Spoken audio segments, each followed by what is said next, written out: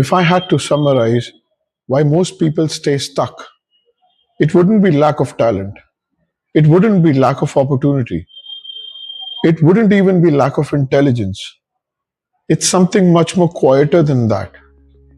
It's hesitation. And I don't mean dramatic fear. I mean the small daily hesitations that look harmless. The kind that says, I'll start next week. I'll get serious soon. I just need more clarity. I've said all of these things, a lot of these things all my years, and I believed in them. But the truth is, hesitation compounds just like discipline. It does. There was a time when I genuinely believed I was trying. I was reading a lot. I was planning everything. I was thinking very deeply. I was watching content about growth. I was having long conversations about potential. From the outside, it looked like I cared a lot. But if I'm being honest, I was negotiating with myself every day. I wasn't lazy. I was comfortable. And that's more dangerous because comfort doesn't feel like failure. It feels reasonable. And reasonable delay is how years disappear. At some point, something shifts. You wake up and realize time isn't theoretical anymore. You start calculating. Not in panic, just in awareness. You think, if I keep moving like this, where does it actually lead? That's a heavy question.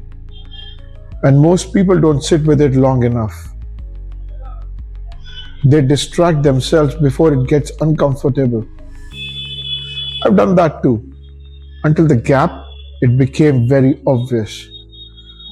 The gap between what I said and what I wanted. What my daily actions proved, they were all completely different.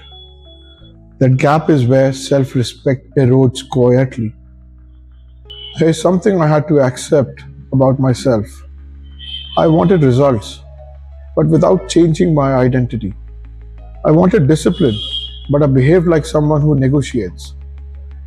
I wanted confidence, but I avoided the hard things. That's when it clicked for me. Results follow identity, not intention. Identity isn't what you post, it's what you repeat. If you repeat comfort long enough, you become comfortable with mediocrity. If you repeat discipline long enough, you become disciplined even on the bad days. That shift, it isn't emotional, it's mechanical. And once I understood that, things got simpler. Not easier, simpler. This is the sentence that changed me. Nobody is coming. No mentor, no perfect opportunity, no sudden clarity, no magical burst of confidence. Nobody is coming to fix what I keep postponing. And strangely, that wasn't depressing. It was freeing me. Because if nobody is coming, then the responsibility is clear. And clarity, it is power. Here's what I started doing differently.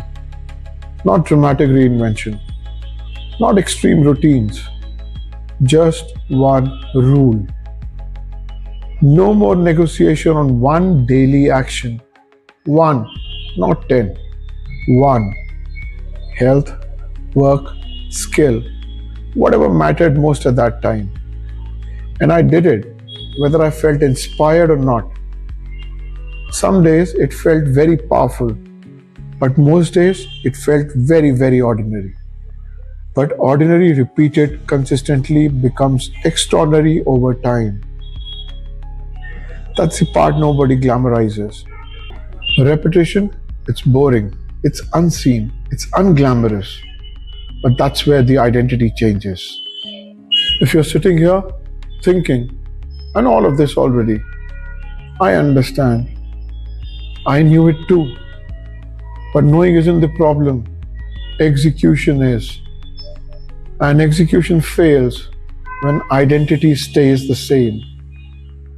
So ask yourself honestly, are you drifting or are you building? Not emotionally, mechanically. Look at your last 7 days.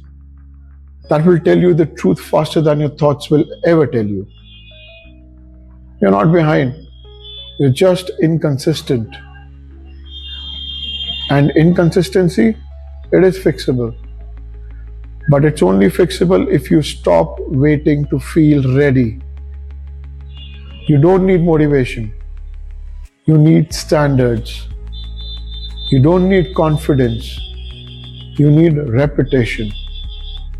And you don't need permission. You need to decide quietly. Then repeat that decision tomorrow. That's how you rebuild. Not loudly, not dramatically, but deliberately. And over time, deliberate wins.